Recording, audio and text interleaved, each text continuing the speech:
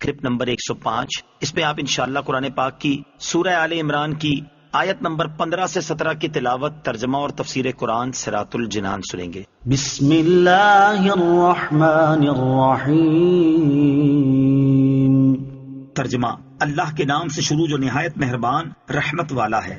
قل أأنبئكم بخير من ذلكم للذين اتقوا عند ربهم جنات تجري من تحتها الأنهار خالدين فيها وأزواج مطهرة ورضوان من الله والله بصير بالعباد. الذين يقولون ربنا إننا آمنا فاغفر لنا ذنوبنا وقنا عذاب النار. ترجمہ: اے حبیب تم فرماؤ کیا میں تمہیں ان چیزوں سے بہتر چیز بتا دوں؟ سنو، وہ یہ ہے کہ پرہیزگاروں کے لیے ان کے رب کے پاس جنتیں ہیں جن کے نیچے نہریں جاری ہیں، ان میں وہ ہمیشہ رہیں گے، اور ان کے لیے پاکیزہ بیویاں، اور اللہ کی خوشنودی ہے. اور اللہ بندوں کو دیکھ رہا ہے وہ جو کہتے ہیں اے ہمارے رب ہم ایمان لائے ہیں تو تو ہمارے گناہ معاف فرما اور ہمیں دوزخ کے عذاب سے بچا لے. قل اؤنبئکم بخیر من ذالکم، تم فرماؤ کیا میں تمہیں ان چیزوں سے بہتر چیز بتا دوں؟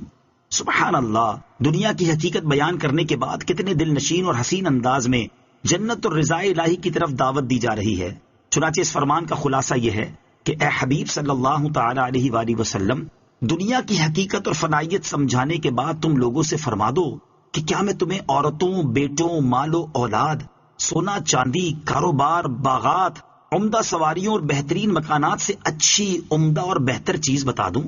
سنو، وہ اللہ عز و جل کے قرب کا گھر یعنی جنت ہے جس میں دودھ، شہد، شراب کی نہریں بہ رہی ہیں، جس میں ایسی پاکیزہ بیویاں ہوں گی جو ہر قسم کے زنانہ عوارض اور ہر ناپسند و قابل نفرت چیز سے پاک ہوں گی. اور اس جنت میں پرہیزگاروں کو ہمیشہ رہنا ہے، اور ان سب سے بڑھ کر یہ کہ وہاں اللہ تعالیٰ کی رضا اور خوشنودی ہے جو سب سے اعلیٰ نعمت ہے. دعا: اے اللہ عز و جل ہمارے دلوں سے دنیا کی محبت نکال کر اپنی محبت ڈال دے، دنیا کی حرص نکال کر آخرت کی طلب داخل کر دے. الصابرين والصادقين والقانتين والمنفقين والمستغفرين بالأسحار. ترجمہ: صبر کرنے والے اور سچے اور فرما بردار اور راہ خدا میں خرچ کرنے والے اور رات کے آخری حصے میں مغفرت مانگنے والے ہیں. الصابرین، صبر کرنے والے. دنیا کے طالبوں کا ذکر کرنے کے بعد مولا عز و جل کی طلب رکھنے والے متقین کا بیان کیا گیا تھا. یہاں ان کے کچھ اوصاف بیان کیے جا رہے ہیں. نمبر 1، متقی لوگ عبادت اور ریاضت کے باوجود اپنی اطاعت پر ناز نہیں کرتے بلکہ اپنے مولا عز و جل سے گناہوں کی مغفرت اور عذاب جہنم سے نجات کا سوال کرتے ہیں. نمبر 2، متقی لوگ طاعتوں اور مصیبتوں پر صبر کرتے ہیں، نیز گناہوں سے بچنے پر ڈٹے رہتے ہیں. نمبر 3، متقی لوگوں کے قول، ارادے اور نیتیں سب سچی ہوتی ہیں. نمبر 4، متقی لوگ اللہ تعالیٰ کے سچے فرما بردار ہوتے ہیں.